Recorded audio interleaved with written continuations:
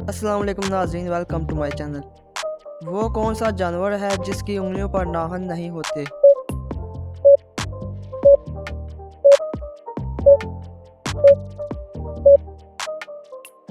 जवाब है मेंढक। वो कौन सी चीज़ है जो ज़मीन पर रहती है और पानी में बहती है?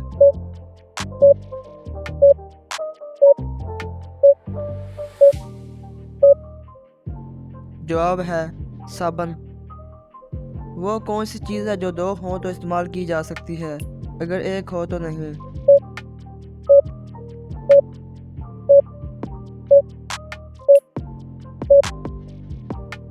जवाब है जराबें।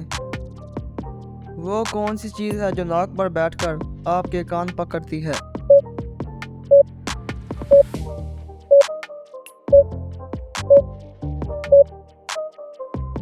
जवाब है चश्मा।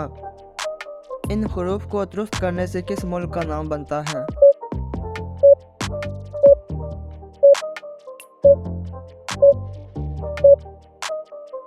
जवाब है पाकिस्तान। वो कौन सा जानवर है जिसके 3 दिल होते हैं?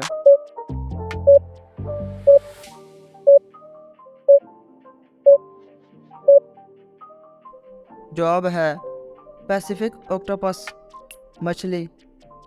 वो कौन सा जानवर है जो अपने वजन के बराबर खाकर भी भूखा रहता है?